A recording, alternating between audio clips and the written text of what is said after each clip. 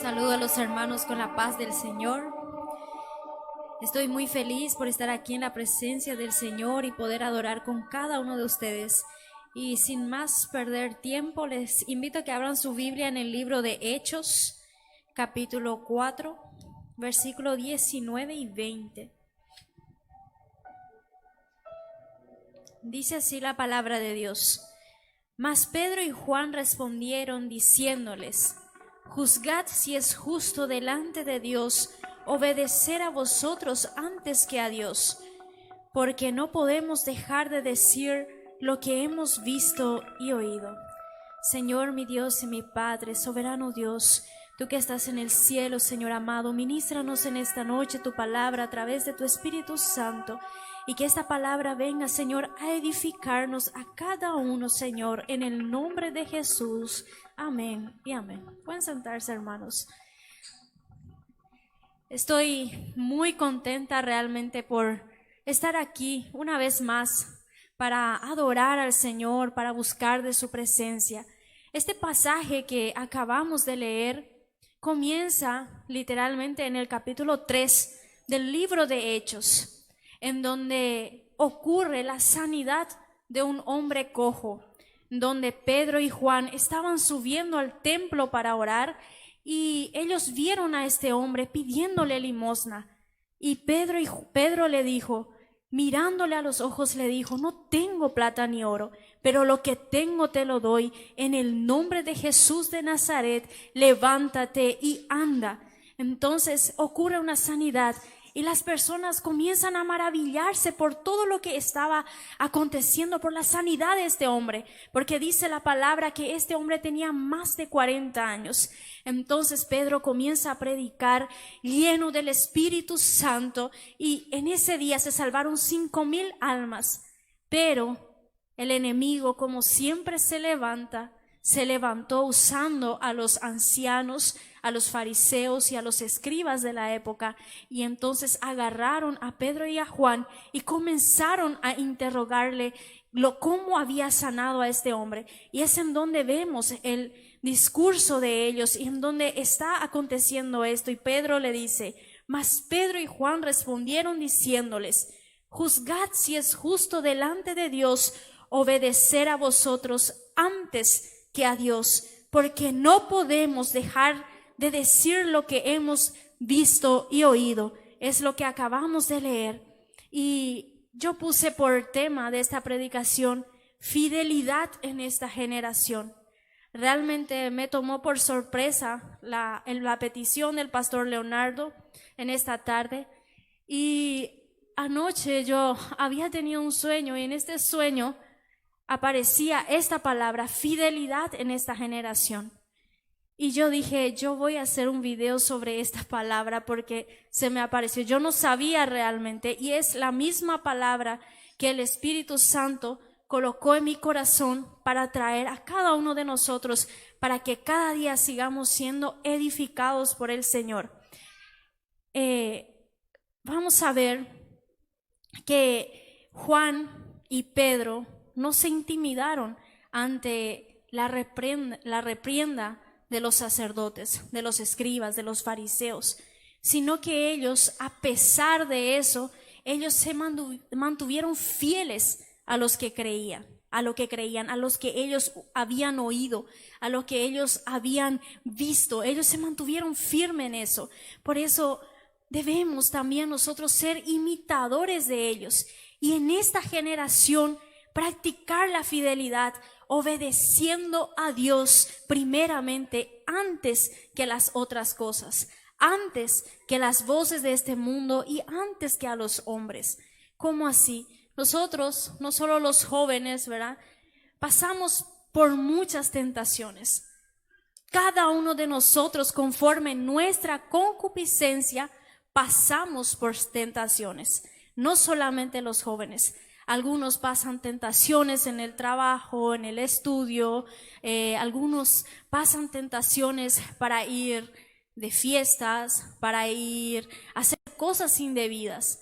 Pero en esta generación en donde la fidelidad parece ser un chiste, porque a veces vemos hasta memes haciéndose sobre la fidelidad de un marido hacia una esposa o de una esposa hacia un marido. Entonces se hace todo esto chiste de ellos. Entonces la fidelidad parece algo tan poco en esta generación. Por eso nosotros debemos demostrar y practicar más la fidelidad, obedeciendo la palabra de Dios, obedeciéndole a Dios antes que las otras cosas de este mundo.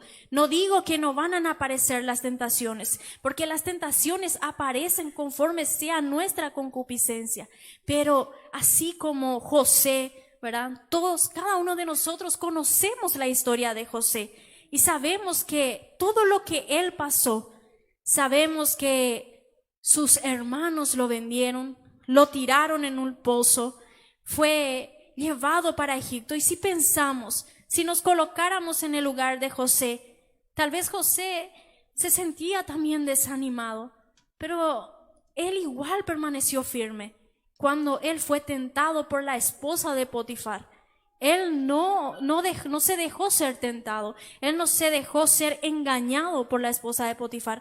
Él continuó firme en lo que creía y él dijo: ¿cómo voy a hacer algo tan malo delante de Dios?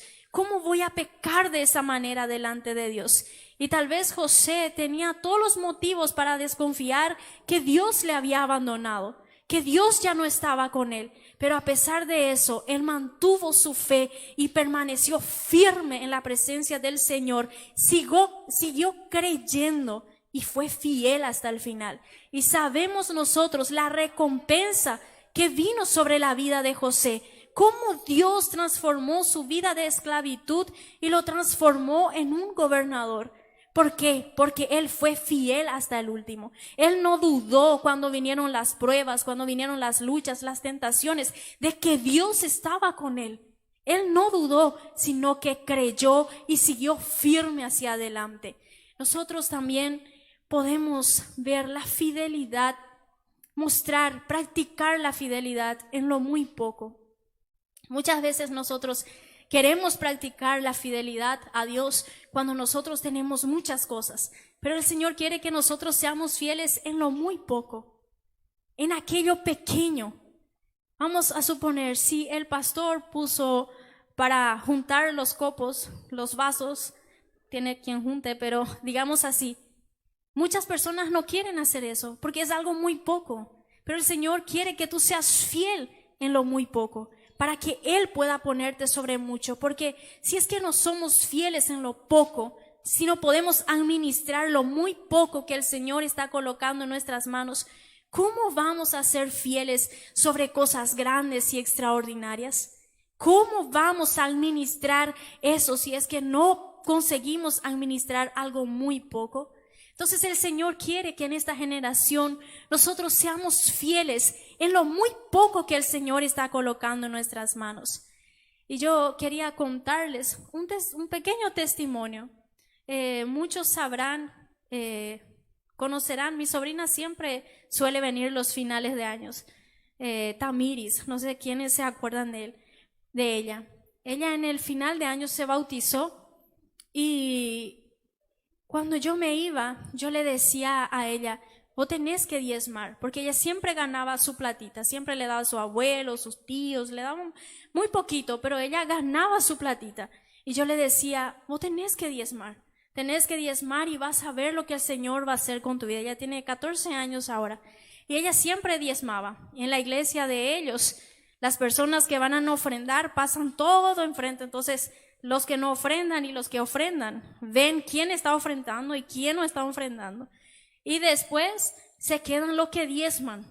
Y ahí toda la iglesia ve quién está diezmando. Y las jóvenes le decían: pero vos sos millonaria, le decían, porque casi siempre estaba diezmando, pero su diezmo era 5,000, 7,000, 3,000, 10,000. Y la gente pensaba que ella diezmaba mucho, pero solo que ella era fiel en lo muy poco. Y ella el año pasado, su abuelo le regaló para su auto. Y ella tiene 14 años. Entonces, cuando nosotros somos fieles a Dios, sobre lo muy poco. Por más que sea vergonzoso poner Larissa Arcanjo, 5,000 guaraníes su diezmo. Tal vez es vergonzoso, pero el Señor está viendo lo muy poco que vos estás dando y Él te va a dar cosas grandes y extraordinarias. A veces realmente parece muy poco, pero no sé, tal vez el Señor dio algo muy poco en tu mano para que tú hagas, tal vez para arreglar los cables, para lavar el tapete, para lavar allá afuera, pero eso es lo que el Señor quiere, es que tú seas fiel en eso, para que un día el Señor pueda colocarte sobre cosas más grandes y mayores. Y eso también en la universidad, eso también en el trabajo. Tal vez lo que estás haciendo ahora es fotocopiar, pero tú quieres ser un administrador de la empresa. Entonces haz con fidelidad las fotocopias, porque el Señor te va a colocar sobre cosas grandes, porque la Biblia dice que nosotros debemos de servir a los amos como si estuviéramos sirviendo al Señor, porque Él es nuestro jefe supremo, Él es el que está en control y de Él viene toda la recompensa. Y cuando nosotros somos fieles, acontece lo que dice en el versículo 20, porque no podemos dejar de decir lo que hemos visto y oído. El que es fiel anuncia lo que vio y oyó, así como Pedro y Juan no se cansaban de anunciar, por más que las luchas venían, por más que ellos no solo conseguían ser reprendidos, sino que también ellos estaban siendo golpeados, hasta lo último estaban siendo intimidados, pero ellos fueron fieles al Señor. Ellos continuaron fieles hasta lo último. Y si nosotros continuamos fieles al Señor, el Señor nos dará la recompensa. La fidelidad es lo que nos hace más parecer a Cristo, porque en el libro de Colosenses dice, si nosotros le negáremos, Él nos negará. Pero si nosotros fuéramos infieles, Él es fiel, porque Él no puede negarse a sí mismo. Y cuando nosotros mostramos fidelidad, nosotros nos estamos pareciendo a Cristo, estamos pareciéndonos a Dios. Y en esta generación lo que Dios quiere de nosotros es que nosotros seamos fieles, porque esto es lo que quiere el Señor, que nos parezcamos más a Él, porque Él en la última hora, hasta el último momento, Él fue fiel. Él no dejó la cruz porque le dolía los golpes. Él no dejó la cruz porque tenía miedo, digamos así. No, Él fue fiel hasta lo último. Y si nosotros somos fieles hasta la muerte, ciertamente nuestra corona nosotros vamos a ganar allá en el cielo. Seamos fieles, hermanos, jóvenes, niños, adolescentes en esta época, porque para la fidelidad no existe edad, sea en el área económico, sea en el área espiritual, psicológico. Mantengamos la fidelidad y busquemos cada día más del Señor y anunciemos la verdad de Cristo, anunciemos lo que hemos visto y lo que hemos oído, porque Él hace grandes cosas todos los días en nuestras vidas, aunque parezca pequeño. Él hace milagros extraordinarios todos los días en nuestras vidas. Y así yo agradezco la oportunidad y los aliento que no se detengan por las luchas a ser fieles.